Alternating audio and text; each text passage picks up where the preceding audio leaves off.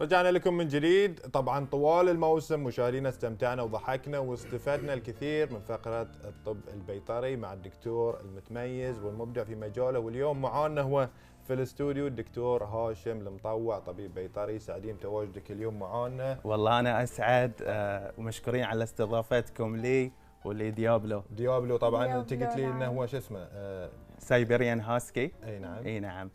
بيطري صار هو. ممرض في العيادة. في البداية دكتور أصبح عليك بالخير، وأخيرا يعني جتنا الاستديو. دائما كنت أقول لهم حمد إن ذي التقرير حولوه حق فقرة في الاستديو، يعني وايد قاعدين نشوف ما شاء الله أنواع حلوة من الحيوانات ومتشوقين إن احنا نلتقي فيها بشكل مباشر، صح؟ والله أنا أحب أشكرك أنت والأخ حمد فردان على الكلام الطيب اللي دائما بداية الفقرة وآخر الفقرة، وأنا صرت من محبين وحريص دائما إن أنا أتابع البرنامج. دكتور طبعا خلينا نبتدي لك. في البداية. نعم. أكيد شكرا لك على هذه يمكن التقارير الجميلة اللي أثريتنا فيها، ومعلومات كثيرة الناس يمكن ما كانت تعرفها. في البداية كلمني عنك أنت، دخولك في هذا المجال. أكيد مجال نادر في البحرين، مو بالكل بيفكر فيه في البداية. شلون فكرت فيها في دخولك هذه أنك تكون بيطري، دكتور بيطري، وتعلقك أكيد في الحيوانات؟ أول شيء شكرا لفريقكم اللي تعاون معي بصراحة. تعرفون كطبيب يعني أشتغل في العيادة ساعات طويلة وتجينا حالات كذي فجأة طارئة. هم التزموا معي في وقت التصوير، كان الوقت قصير جدا. أشكرهم ولهم كل التحية والتقدير. وبالنسبة لدخولي مجال الطب البيطري، أنا أحب الحيوانات من كنت أنا صغير. يعني راح أذكر لك موقف في عمر 7 سنوات. خذيت كلب ضال في الشارع، تبنيته يرو صغير، وتعرض لجرح في وجهه، جرح عميق. في ذاك الوقت احنا ما كان عندنا خبرة أو فكرة وجود طبيب بيطري. فالوالدة عندها أوجه لها تحية الله يحفظها. عندها الله يحفظ. لازم بروحك انت اي نعم. فهي عندها خبرة في التمريض وشفت كطفل هالشيء يعني ظل في بالي. شلون كان الجرح مفتوح ومرة واحدة يعني من حالة إلى حالة تغير الحيوان. فهالشيء أسعدني وظل معي الكلب. وغير أن أنا أعشق الخيل من كنت صغير، ولأن أروح لها دائما بلهفة وشوق، يعني حتى لدرجة إذا أغيب عنها يصيبني الحزن.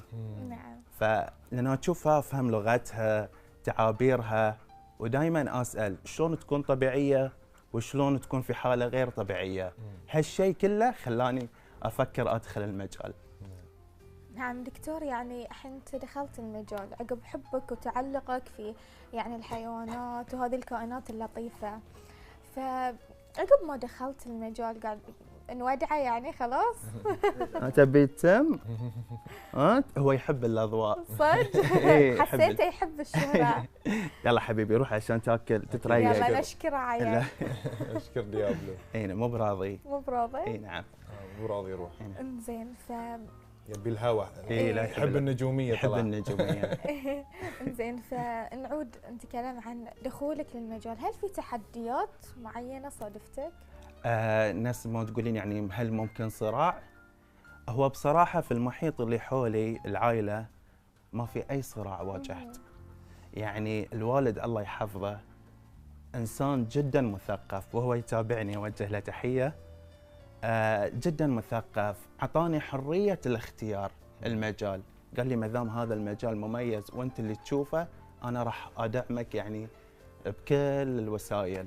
وطبعا ما يقصر، طبعا الاب دائما يتمنى كل شيء افضل لابنائهم. لابنائه.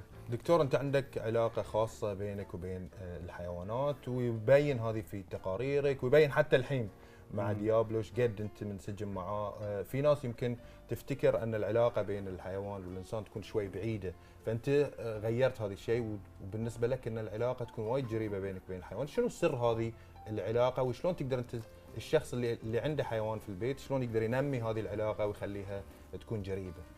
هو اول شيء حبي للحيوانات من الصغر. احب يعني الحيوانات، الطيور، الكلاب، القطط، الخيل. فيعني الحب اهم شيء ان انت تحب المجال اللي انت بتدشه، لازم تعرف تتعامل مع الحيوانات. احنا في العياده راح نشوف حيوانات مختلف الشخصيات، يجيك الخايف، يجيك اللي يهجم، الشرس. لازم الطبيب يحب الشيء علشان يعرف يتعامل معه، واغلب الحيوانات تشبه اصحابها في الاطباع يعني. صح. سبحان الله. فهذا الشيء راح يصير ايضا. الحب ما يكفي، لازم الحب مع الخبره في العمل، فهاي اهم شيء. نبي نسال ديابلو بعد اذا يرد علينا. مو ملبسينا مايك. مو ملبسينا مايك. فدكتور بنعود لموضوع دراستك بعد. اي نعم. يعني انت الحين وايد طلبه خريجين قاعدين يحاولون مثلا يبون يتخصصون في احد التخصصات، او مثلا محتارين مترددين. انت كتخصصك شلون كان دراستك في الخارج؟ شلون كانت؟ اول شيء الطب البيطري مو موجود حاليا الدراسه في البحرين. لكن البحرين انا اقول للطلبه ما شاء الله يعني قادره، واذا احتاجنا ان يكون عندنا مستشفى حكومي متكامل مثل الدول الحديثه راح يصير عندنا. فلا يترددون. الدراسه تحتاج الى يعني لازم يعرفون ان الطب البيطري بحر شاسع من العلم. مواد دسمه. هم يتوقعون ان يلا نروح نشوف الحيوانات نطعم وكذي، لا الموضوع مختلف. فلازم يركزون على الحياه النظريه والعمليه، سواء حقل مختبر، ويجتهدون ويتوكلون على الله. يعني مجال ان شاء الله بيكون في المستقبل متطور اكثر واكثر. في النهايه يعني هي روح، صح؟ يعني كائنات حيه. الروح ما تهم مهما كانت اكثر صغيره. من نوع يعني مثلا قطط، كلاب. فيعني انت لازم تعرف حق كل الانواع هذه، وطيور بالضبط. هاي بعد يعني بحر عود. بالضبط. انك يعني مو مثلا بس القطط مثلا. بالضبط. وايد عندك شنو انواع. فهذه يعني صعوبه تحصل في البدايه، او حصلت صعوبه في البدايه؟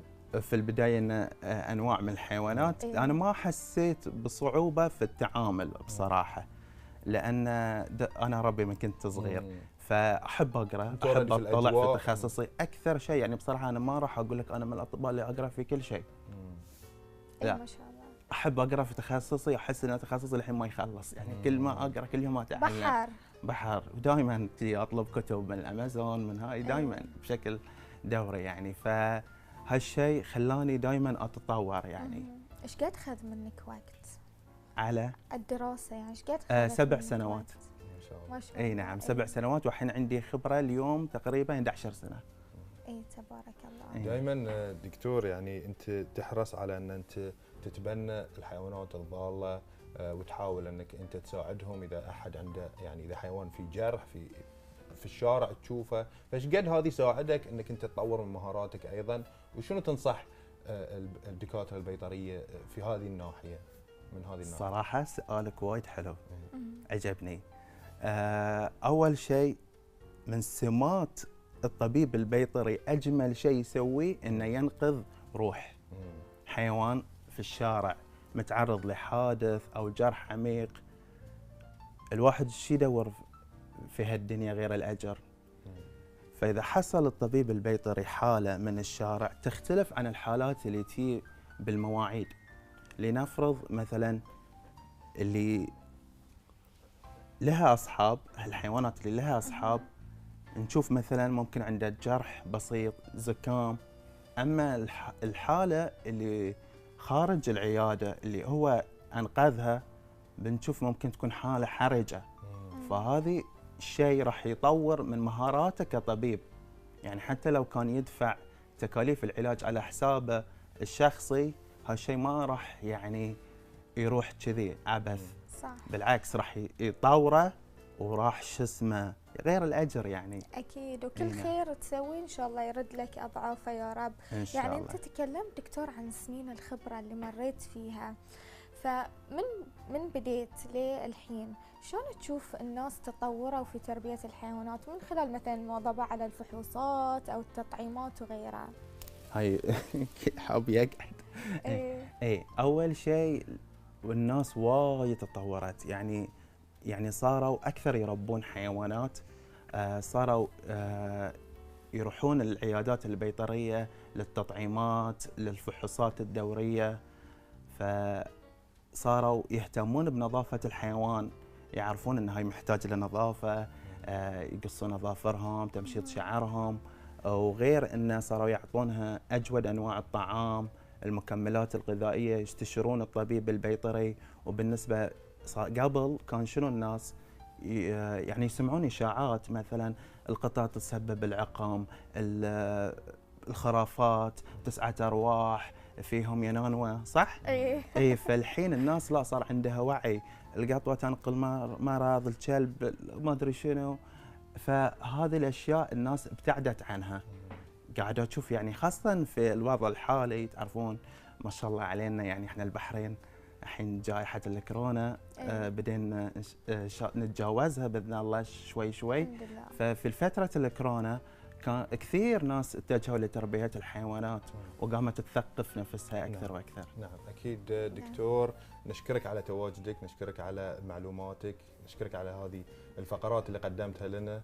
نتمنى لك كل التوفيق، واكيد نتمنى اكيد بيطريين، دكاتره بيطريين ثانيين يقتدون ان شاء الله. اللي تسويه. مشكور دكتور، نورت الاستديو اليوم. مشكورين. ها ديابلو. اي ديابلو بعد اليوم شفناه بشكل مباشر.